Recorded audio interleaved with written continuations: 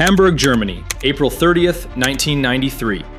Monica Seles sits down for a changeover, exactly like she's done 1,000 times before. Towel around her neck and her back to the crowd. She has no idea this is the last ordinary moment of her career. Somewhere behind her, a man is already moving. In less than a second, the best tennis player alive stops being a champion and becomes a victim. 19 years old, ranked number 1 in the world. 8 Grand Slam titles before she's even old enough to buy a drink in most countries. And in the second it takes to say her name, all of it is gone. The wound will heal in weeks. Her career won't recover nearly as fast. Monica Seles vanishes from tennis, and for the next 2 years, tennis is left with only one question: is she ever coming back? But to understand how much that 1 second cost her, you have to go back to what she was before it happened. Because by the time she walked onto that court in Hamburg, Monica Seles had already become something the entire tour hadn't figured out how to solve. She didn't play like the champions before her, and that started long before anyone outside her hometown ever noticed. She grew up in Novi Sad, in what was then Yugoslavia, and her first coach was her own father, Karol, a professional cartoonist by trade. He didn't teach her tennis the normal way. He drew cartoon characters on the balls to keep a 5-year-old interested. And somewhere in that living room game, he built the swing that would eventually terrify the entire tour. 2 hands, on both sides, no exceptions. At 11, she won the Junior Orange Bowl in Miami, one of the only players in its history to win it twice. That got her in front of Nick Bollettieri, and by 1986, the whole family had left Yugoslavia behind so she could train at his academy in Florida full-time. 3 years later, at 15, she turned pro, and in her very first tour title, in Houston in 1989, she beat Chris Evert in the final. A teenager nobody had heard of, taking down a legend on her way out the door. Both hands on both sides, standing right on top of the baseline, stealing time before her opponents even had a chance to set their feet. Every rally felt like it was happening on fast forward, and it wasn't just her opponents who struggled to keep up. Even the sound she made hitting the ball became its own controversy. People argued about the grunt for years. But almost nobody could argue with the tennis itself. Almost no one could survive it. At 16, she beat Steffi Graf to become the youngest Roland Garros champion in history. That was only the warning shot. Less than a year later, in March 1991, she became the youngest world number 1 in tennis history, a ranking she'd hold for 178 weeks.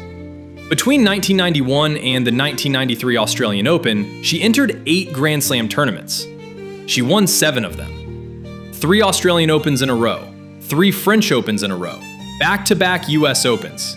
8 majors before her 20th birthday, at an age when most players are still learning how to hold a lead. Those were the numbers of someone already rewriting what winning was supposed to look like in women's tennis. And the story tennis told itself was simple. This was the start of a rivalry that would define the decade. Or so everyone thought. Before Seles, there was Graf. Steffi Graf had completed the Golden Slam back in 1988, and she'd built her entire game around precision, patient movement, waiting for the one forehand she wanted, then ending the point with it. One of the greatest the sport had ever produced, by any measure. Then this teenager showed up, and started taking the ranking Graf had treated like her own for years. At the 1993 Australian Open, they met again in the final. Graf won the first set. Seles won the next 2. Her 8th Grand Slam title, and another sign the guard was changing for good. Graf and Seles were opposites in almost every way that mattered. One waited, one attacked. One had already built a legendary career. The other was 19 and closing the gap fast enough to make Graf's camp nervous. Tennis should have gotten years of this. Finals, arguments about who was really the best. 2 genuinely great champions pushing each other to the edge. Instead, one man in the crowd decided he didn't want to wait to find out who won. He'd already decided how to make sure of it. His name was Günter Pascha. 38 years old, unemployed, and about as far from a tennis player as you could get. He was obsessed with Steffi Graf, and this didn't start the week of the attack. Pascha later admitted that watching Seles beat Graf at the 1990 German Open sent him into a spiral he never recovered from. When Seles took Graf's number 1 ranking not long after that, the obsession hardened into a plan. In his head, this was never really a competition problem. It had an obvious fix. Remove Celis, and Graf goes back to number 1. Graf, for her part, had nothing to do with what happened next. She didn't know it was coming. She never asked for it, and she'd spend years of her own career under a cloud someone else created, without her ever being involved. Harsha had been tracking the rankings for years. He'd picked his target, and he traveled to Hamburg with one goal: to take Monica Seles out of tennis, one way or another. On the afternoon of April 30th, he found his moment. And it was about to expose exactly how little protection stood between tennis's biggest star and the crowd behind her. Seles was playing Magdalena Maleva in the quarterfinals of the Citizen Cup in Hamburg. She'd won the first set 6-4. She was up 4-3 in the second. Then the players sat down for the changeover, like they had 1,000 times before in 1,000 matches. The chairs sat close to the crowd. Seles had her back turned. No barrier, no security standing between her chair and the people behind it. Nothing. Harche moved toward the court and reached over the barrier with a 9-inch kitchen knife. For a second, almost nobody in that stadium understood what they'd just seen. Then, Seles rose in shock. People grabbed her attacker. Medical staff sprinted onto the court. And the best player in women's tennis was carried away from a match she'd been winning comfortably. Up until that moment, a professional tennis court had always looked like the safest place in the world. White lines, rules, officials, crowds kept at the edges, watching, never touching. In Hamburg, every one of those boundaries meant nothing. The first reports out of the hospital made it sound like the worst part was already over. The real damage was still ahead. The knife went about 1/2 inch deep, missing her spine by a little more than a centimeter, clear of every organ that mattered. Doctors expected a full physical recovery. A comeback started to sound almost inevitable. She was young, she was strong, this injury alone couldn't end a career. But Seles hadn't torn a muscle chasing down a ball. She'd been attacked sitting in the one place on a tennis court where she'd always felt completely safe. And the person who did it had come from a crowd exactly like the one she'd have to turn her back on at every single changeover for the rest of her career. Elite tennis demands a strange kind of tunnel vision, the ability to stop noticing the world outside the lines completely. After Hamburg, that same instinct turned dangerous. Doctors could measure the wound in her back. Nobody could measure what she'd lost in trust. And while she was still trying to work out how she'd ever return to a court, the sport she loved was about to make that even harder. The Hamburg tournament kept going. Then, the tour moved on to the next event, the next Grand Slam, the next season. There was no rule anywhere in tennis for what happens when the world's best player disappears because she was stabbed during a match. So, the WTA put it to a vote. Should Seles' ranking be protected while nobody knew if or when she'd come back? The players voted no. Gabriela Sabatini abstained. The system was built to reward players who were out there competing, and nobody had ever needed a rule for this before. From where Seles was sitting, the message landed like a gut punch. One week, she was the player everyone else was chasing. The next, the rankings just kept moving, like her absence was a routine injury and nothing more. Graf climbed back to number 1 and kept winning, and none of that was her fault. She could only beat the players standing across the net from her. The rivalry tennis had been promised got taken away from both of them. Only one player was left standing on the court. The public wanted to know when Seles was coming back. Seles wanted to know if the sport could ever feel like hers again. And the courtroom was about to answer a very different question. Harche confessed.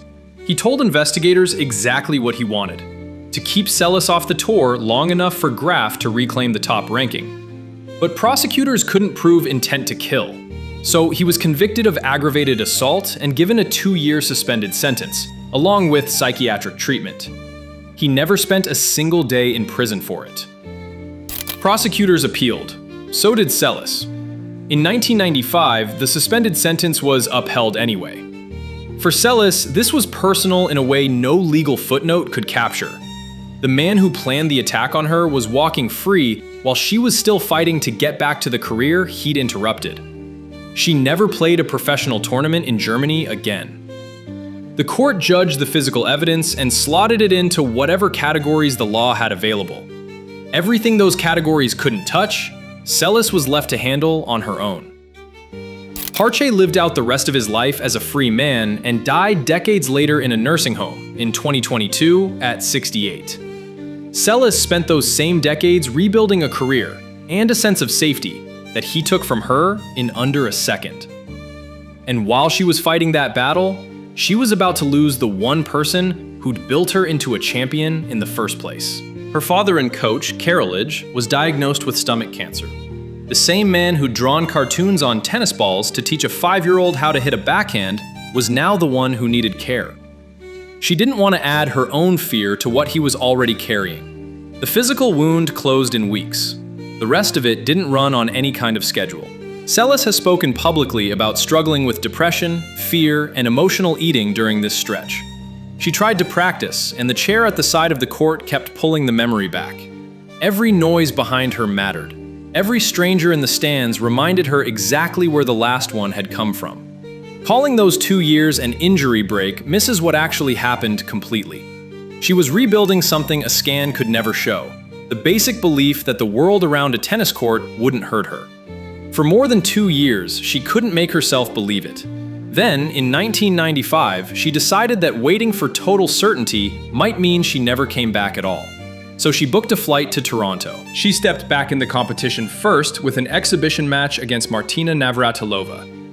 Then, in August 1995, she returned to the WTA Tour in Toronto. Tennis made an exception for her. Seles came back with a special co-number-1 ranking, shared with Graf. Nobody knew if the old game was even still in there, buried under 2 years of fear, or what would happen the first time she had to sit with a crowd at her back again. Then the match started, and pieces of the old Seles just showed up. The early contact, the two-handed power off both wings, the angles that made the court feel too small for whoever stood across it. She won the Toronto tournament without dropping a single set. Afterward, she could barely put it into words. "I just can't believe it," she said. A few weeks later, she was in the US Open final, her first Grand Slam back. On the other side of the net, Steffi Graf. The rivalry frozen for 2 years suddenly reappeared under the brightest lights in tennis. Graf won in 3 sets, but honestly, the score barely mattered. Seles had just played 7 matches on one of the biggest stages the sport has, and she'd gotten back the right to keep writing her own story. And the following year, she proved Toronto was no fluke. At the 1996 Australian Open, Seles almost didn't make the final at all. In the semifinal against Chanda Rubin, she went down a set and faced match points before clawing her way back to win in 3. Then, in the final, she beat Anke Huber 6-4, 6-1 to win the tournament she'd never lost before Hamburg, taking her 4th Australian Open title and her 9th Grand Slam championship overall. It made her the first player in the Open era to win the title in all 4 of her appearances there. For a moment, the future looked wide open again. Seles stayed near the top of the sport for years after that. Another US Open final, another Roland Garros final, an Olympic bronze medal in 2000. But the relentless, era-defining dominance she'd had before Hamburg never fully came back. That 1996 Australian Open title turned out to be the last Grand Slam of her career. Winning even one Grand Slam is the peak of most careers that have ever existed, and Seles managed it after spending more than 2 years just trying to feel safe enough to sit down beside a tennis court again. But it also left something behind that no scoreboard could ever settle. Monica Seles finished her career with 9 Grand Slam singles titles, 53 tour titles, and a win percentage above 81%. Those numbers alone put her among the greatest to ever play the sport. But she's just as often discussed through a different number, the 8 majors she'd already won before turning 20. What if the attack in Hamburg never happens? Does she keep beating Graf all the way through the 90s? Does she reach double-digit Grand Slam titles instead of stopping at 9? Or do injuries, new rivals, or the sheer weight of that level of dominance slow her down anyway? Nobody can honestly hand her the titles she never got the chance to play for. Graf might have won plenty of them regardless. New champions might have emerged and changed everything anyway. The real point is that tennis never got the chance to find out. Seles didn't lose those years to form, or age, or a better opponent standing across the net. That question got taken from her before it could ever be answered on a scoreboard. Her legacy holds both things at once: the future that got taken from her, and everything she'd already built and fought to rebuild around it. The attack lasted less than a second. What it cost Monica Seles lasted the rest of her career. Tennis never looked at courtside security the same way again. Barriers went up, player zones got tighter, a crowd stopped being treated as harmless. That change is still paying off decades later. In 2009, when a fan jumped the fence at Roger Federer during a French Open final, commentators reached for one name to explain why it mattered: hers. 16 years on, Monica Seles was still the reason tennis took a fence jumper seriously. 1 second cut short a rivalry that should have defined a decade and rewrote a set of record books nobody will ever get to check. But it didn't get the last word. She won her first tournament back without dropping a set. She reached a Grand Slam final in her very next event. Within 3 years of being carried off a court in Hamburg, she was a major champion again. April 30th, 1993 is still one of the darkest days tennis has ever seen. Not because a match got stopped, but because a future got rewritten before it ever had the chance to play out. Monica Seles gets the last word instead. 9 Grand Slams, a sport that never fully recovered its sense of safety, and a comeback nobody had any right to expect.